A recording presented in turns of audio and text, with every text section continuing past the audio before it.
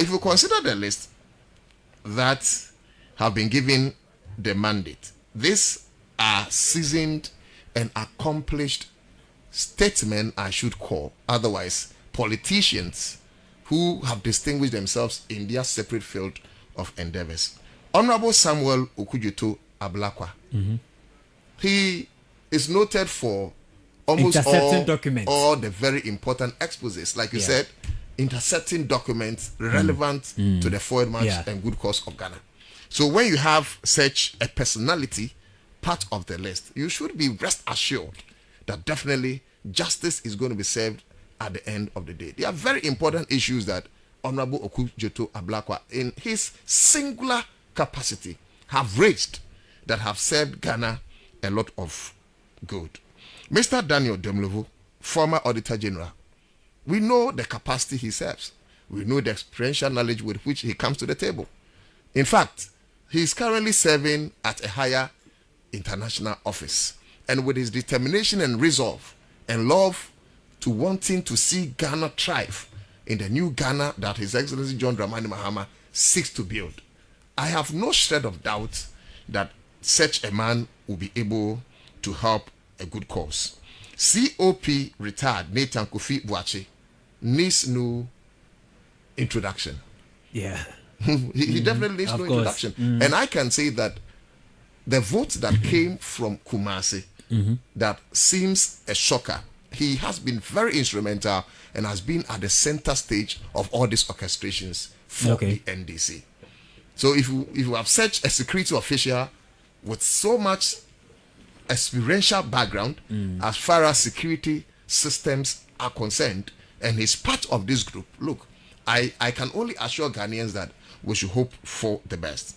Mr. Martin Pebu, a private legal practitioner, has been very vociferous. He's been very outspoken. You understand? In all the 8 years of pains that Ghanaians have suffered, he's never been loud in his silence. He's been at the forefront advocating. The advocacies that Martin Pebu, lawyer, has raised. Look, very, very important advocacy that he raised.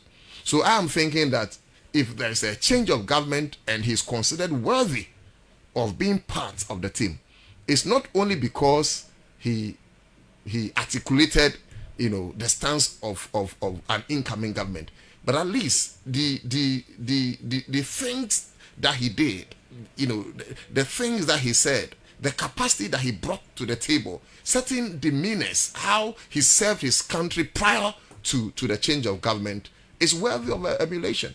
And such a personality being part of the group, to me, is welcoming. Then Mr. Raymond Archer, an investigative journalist. We know what Raymond Archer has done in this country. Until recently, that he wanted to be silenced. Otherwise, when you're talking about top-notch journalists in Ghana, you cannot sideline him or malign him. So I am also thinking that from a journalistic background, maybe he's on board with certain informations and all those ones. And I am only praying that they will be able to do the job. But like I said, having indicated the kind of people that on this committee, otherwise this board, the Operation Recover All Loot Committee, I am more than confident that they are able to help us. Countries like Singapore succeeded because they laced corruption. Okay, Lee Kuan Yew did his best possible in making sure that he instituted systems that fought corruption directly. And so was done in Malaysia when Rahman Abdul Tunku took office, and he turned Malaysia into what is called a world superpower today. Otherwise, before Abdul Rahman Tunku and the likes of Lee Kuan Yew started serious works in these countries, their countries were nothing to write home about. They were students of Nkrumah. In fact, it was the 7 years development plan of Kwame Nkrumah that Malaysia, for instance, intercepted or used in developing their country. But look at where Ghana is currently, and look at how advanced countries like Malaysia, South Korea, and that of Singapore. So the problem of this country has always been corruption. It's been corruption because the match that is supposed to be shared for all is stolen by a few, rendering the majority impoverished. And the more you become impoverished, the more you sink in line with social vices. Because then, when a country is impoverished, the direct indication is that there's high rate of unemployment. And when you have a youth group that is highly unemployed, tendencies are that they are going to you are going to have a lot of social vices. These people that are going, some of them have been very cruel to Ghana, and I'm thinking that we should not go in there as a committee looking at faces as a result of friendship. We should go out there as a committee that have been entrusted the mandate of the people, because President Mahama was voted for. President Mahama is for want of better word, is acting on proxy on behalf of the people that gave him the mandate. So whatever decision he takes reflects the general decision of the masses. And so if we have seen him as our repository of hope and confidence, and that we have given him the chance to reign, and he by far through his transition committee has come out with this list, we will expect them that they should work with all diligence. They should be very industrious in making sure that whatever has been stolen is recouped. Yesterday, a car that had loaded about 17 boxes of gold was arrested at the airport. Was it yesterday or the day before yesterday? I think yesterday. Either a day before yesterday or yesterday. You have lost power.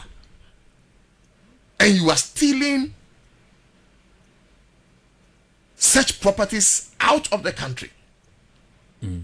We have other pockets of areas where either fertilizers, bags of rice, the drip project machinery being stolen. And you are saying that a new government that has come in should sit down unconcerned and watch this wanton corruption escalate or continue? Certainly no. People must pay for their crimes. People must pay for the sins that they have committed to this nation. Because of corruption, there are still students studying under trees. How much is a 6 classroom unit or 6 unit classroom block? How much? And yet you have students or children, future leaders that are studying under trees. Because of corruption, you have towns that share the same drinking water with animals. How much is a pipe-borne water? But people have stolen that monies that would have been invested into such projects. Because of corruption, we are not able to feed our children in the senior high schools. Of course, free SHS it's a very good project, but a very poor implementation surrounded free SHS. And that is why you have a lot of youth belonging to the brackets of those that are finished free SHS, but I believe went out there, unleashed their displeasure by voting against the government that brought the same free SHS. Because of corruption, you have a lot of youth and graduates that have finished the university, other tertiary institutions, even the secondary cycle institutions, and they are home. Parents still taking care of them. Why? The monies that we could have used for industrialization purposes, the monies we could have used in building state companies, the monies we could have used and invest into state farms that will accommodate, if not all, a lion's share of these youth have gone into the pocket of certain individuals. Consider the former Minister for Sanitation, Cecilia Dapa. How much is her salary? Even the whole amount, how much is her remuneration? As a state minister, as a public servant, and yet millions of dollars, even not euros, coupled with large sums of Ghanaian cedis found in her domain. And because her sweetheart was the president, she was not dealt with. The special prosecutor, in his attempt to make sure that justice is served on behalf of the good people of Ghana, had his directive overturned by the Supreme Court. How can we build a country like this? We don't build a country because our government is in power. We don't build a country because you must raise partisanship over governance. No, we have a government to run. And I think that it is such a sad spectacle to behold that we continue in that trajectory as a country. And moving forward, I will want to urge and encourage, if like, admonish this group of eminent committee members that they should not look at faces. They should forget friendship. They should go all out with the full mandate of the people in making sure that those that have sinned against the fabrics of our nation are brought to the book. They should face the full rigors of the law to serve at least as deterrent for other public officials. Because then those that have had opportunity, to be ascending the reins will be taking a cue from what will happen to their predecessors. And if he was a minister of state, he was a CEO or other public officials who probably may have one way or the other stolen from the coffers of the country or taken away certain properties from the country, and they have been dealt with, I am sure that the person will take a cue from. So that is what I can say for now. And I know that it will serve this country a lot of good. And I know that there are a lot of people that have stolen certain things, kept in certain oblivious areas and all those ones. But all those ones will be recovered. At least the Whistleblowers Act is still in session. And I'm sure that anybody who has certain information regarding what has been stolen, what has been hidden, will all come to the fore and aid this committee. I'm sure that lots of Ghanaians are wondering how quick this team would work. I mean, talking about the operation Recover All Loot and how the whole policy is going to work. Because in this country, we've seen cases in court travel for years. And this too will also require a lot of hardcore evidence to prosecute these persons who are alleged to be involving corruption and corruption-related offences. I'm sure that also has also come to your mind, how quick these people can work. I'm sure that the team is working ASAP. And if you follow the politics of His Excellency John Dramani Mahama, because in all these things we're doing, the back stops with the president. Sure. Currently he's president-elect, but eventually he will become president. In his government, in the erstwhile John Dramani Mahama government, you remember a young lady by name Vicky Hammer. Yeah, sure. So Victoria Hammer intimated that we intended to have $1 million. Just $1 million, yes, and so quit politics. Exactly. She had not had the $1 million. It was an intention. She had not stolen $1 million. She had not duped $1 million. She had not fraud the state of $1 million. It was just an intention declared. His Excellency John Dramani Mahama, upon acknowledging receipts of such words, asked Vicky Hammer to go home. That is the kind of seriousness you can have from John Dramani Mahama when it comes to the matters of corruption. Abu Gapili used to be his own friend, and yet they started a process for his prosecution. I think that if the old John Dramani Mahama was able to institute such plans in making sure that some favorites in his government were punished, then the new John Dramani Mahama is going to do worse. Like Jesus told us, I came like a lamb, but in my next coming, I'll come like a lion. John Dramani Mahama, I believe, came like a lamb in his previous administration. In this very administration, he's coming like a lion. And that is why he continuously admonishes his people that, look, if you think that we are going to be corrupt like the Nana Dankwa Akufo-Addo administration, then you better advise yourself. The more reason why His Excellency John Dramani Mahama posited that no official in his government will be entitled to having a community mining license, and that you must set the line very clear. If you want to go into community mining, you enter community mining. But if you want to come and serve the people of this country, you enter his government. I believe that because of the exigency of the moment, because of the numerous corruption scandals that hit our country, including but not limited to PDS, the $12 million that were paid to Pualegu Dam, the $2 million that were paid for the Sky Train, the 10,000 rice that were stolen with letterhead from the office of the vice president, from the port, a whole lot. I believe that there are so many issues to relax. There are so many issues there to relax, and as soon as possible they should start. You see, the only thing I believe that will bring so much confidence into the system is not even the food that John Dramani Mahama is going to put on the table of Ghanaians, because we know to what extent economic destruction has been occurred or has happened by this government. We know to what extent of economic distraction that have been given by the Akufo-Addo government. So we are not in any way to pressure this government to as a matter of urgency, facilitate things in a hurry. We know that he needs some moratorium or some moment to gather his own house before he strikes back. So for a year, I'm sure it will be enough for him to re-strategize and come back strongly. But what we do not want to know, or what we will never agree to, is when they become lackadaisical in arresting perceived or corrupt officials that we have evidence against. That we will not agree.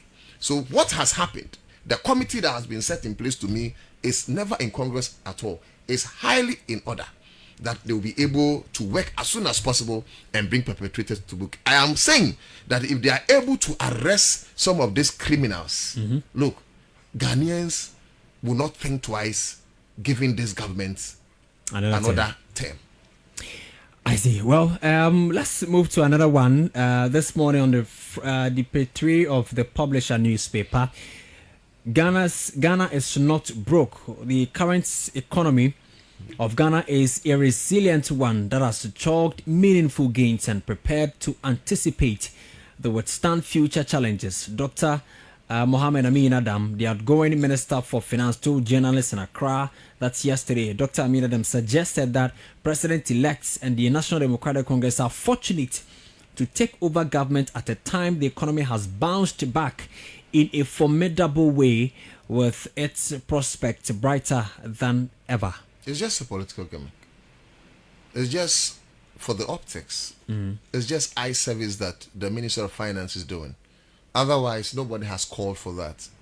The reason why a transition team is set following every major elections is to come out with the fact and veracity as to whether or not certain things went well or otherwise. It is for the transition team to determine the current state of the country. It does not lie in the mouth of the finance minister to declare.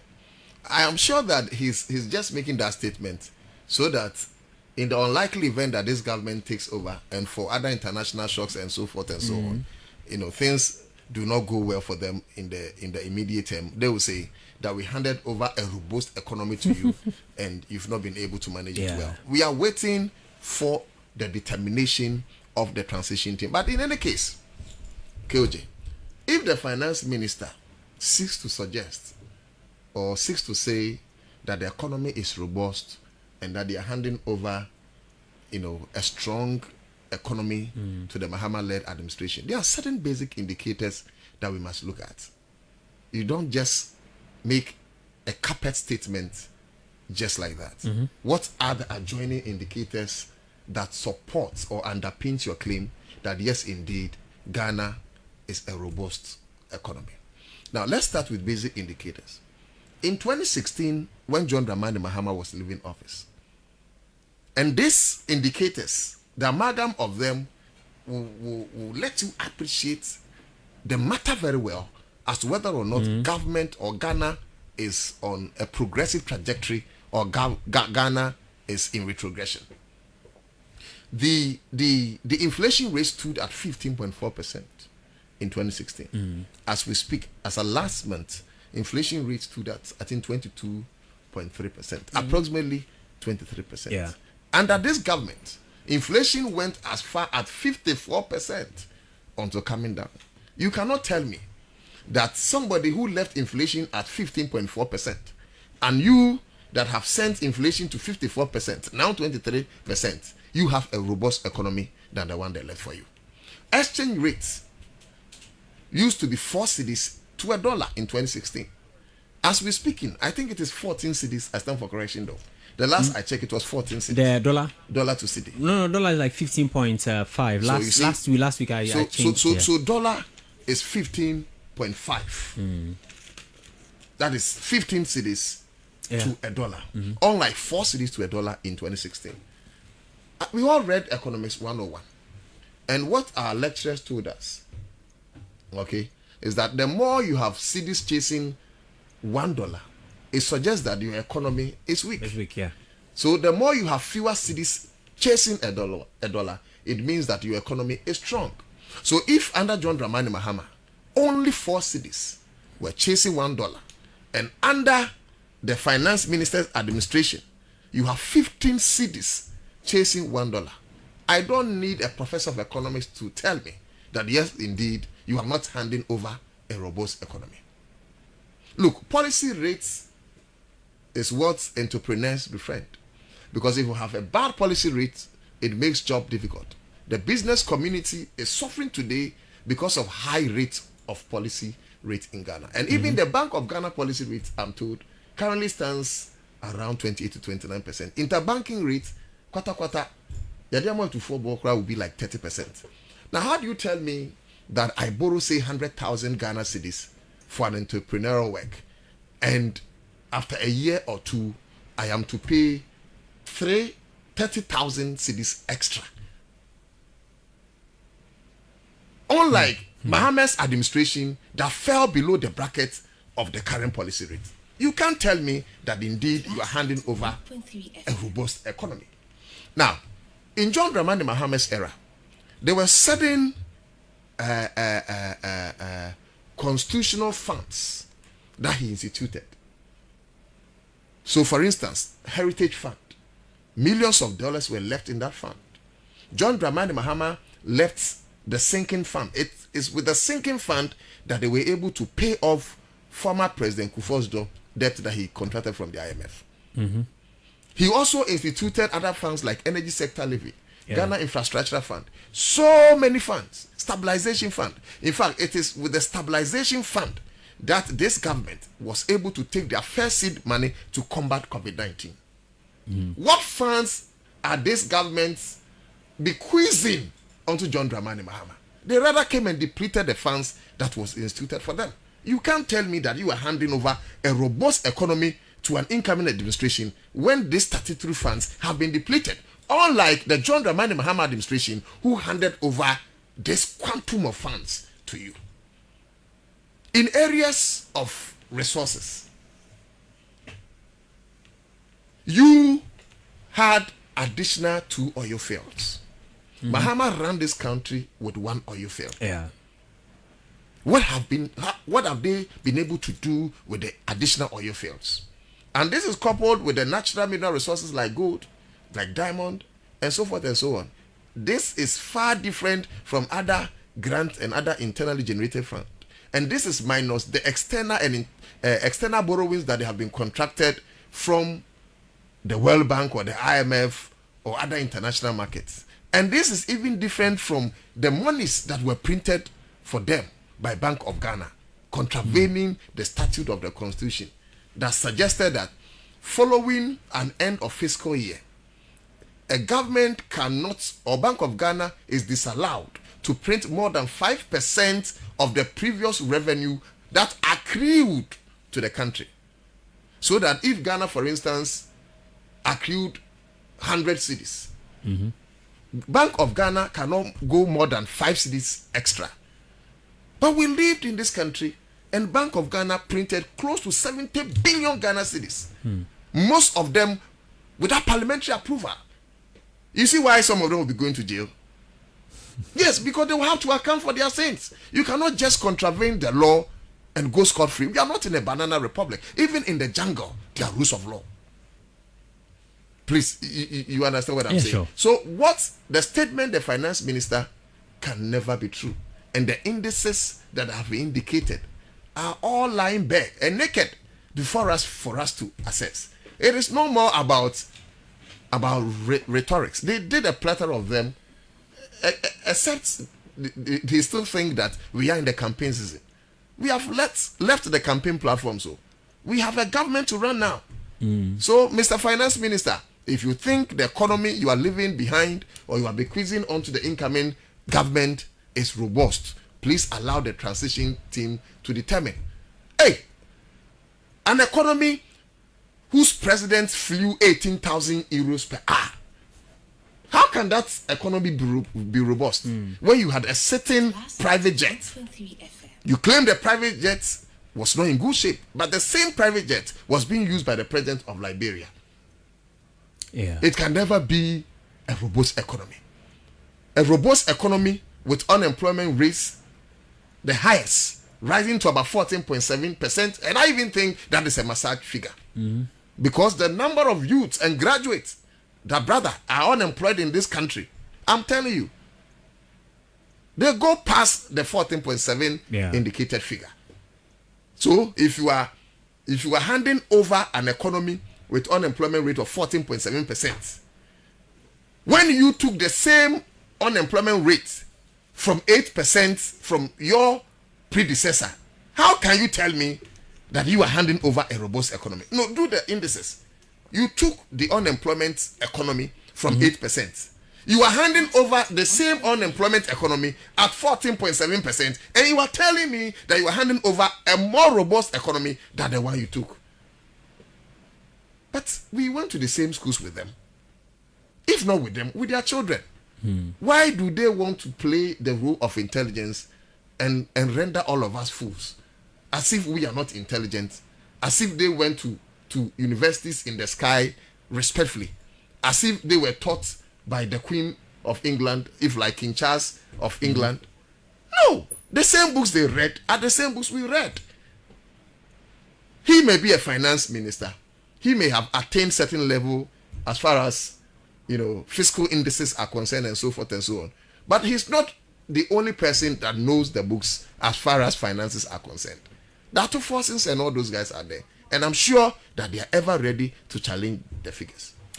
All right, so very soon we'll be wrapping up the conversation here on the Class Morning Show. But let me have your thoughts quickly on what Felix Ofosu-Kwakye put out on the concerns being raised during the transition meeting. They had the first and the second meeting. The second meeting has to do with, certain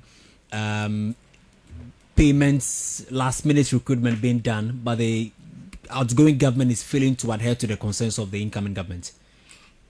I am part of the people that brought this government. When I say that, I mean that we all raised advocacy for a change of government. The reason why we will be the last people to see to the failure of the incoming government. You went for a transition meeting. Transition is in progress. Yeah. You started doing new recruitment. You could have done this recruitment long time ago. Why at the 11th hour? At the threshold of a change of government, you started giving your people appointments. And you were warned in that transition meeting that desist from that. Not only did that happen, you went ahead signing contracts. As if that is not enough. Minerals Commission went ahead giving you concessions. When there's a new government about to be ushered into governance, I associate myself fully with what the spokesperson of the NDC Side Transition Committee said, Felix Kwakye, yeah. That whoever has been given a late hour appointment should be careful. Whoever has been given a late hour concession should be careful. Whoever has been given a late hour contract should be careful. You may all be Ghanaians, but you must use the right channel to earn a living. You must use the right channel to earn a contract. You must use the right channel to earn an appointment. Of course, we have NDC MPP largely and other minority political groupings. But when a party is voted into power, their duty is not only to take care of their party folks. Their duty is to take care of the whole citizenry. So I want to believe that for those of you that want appointments, if only you are qualified, why not? But the truth of the matter currently is that all those appointments will be reversed. All those contracts will be reversed. All those concessions will be reversed. Because Ghanaians have given John Dramani Mahama a new mandate. And he cannot afford to fail the good people of this country. Yeah. We will not even allow John Mahama to fail. And so all this later day political shenanigans and all those things that have been done, they should be careful. You see that they've been arrested, for some pocket of times trying to siphon monies and hard currency out of the country. Yeah. So I think it's a good cause. They should allow the new government to come, settle, look at the loopholes, John Dramani Mahama, I'm sure, is aware of the high rates of the unemployment situation in this country, because he knows he left it at 8%, and as we're speaking, it's 14.7%. He promised us so many ways in creating jobs, using his 24-hour economy, using his national apprenticeship program, using his reclamation of the Galamsey site and all those ones. It's the youth largely that are going to be recruited for all these processes.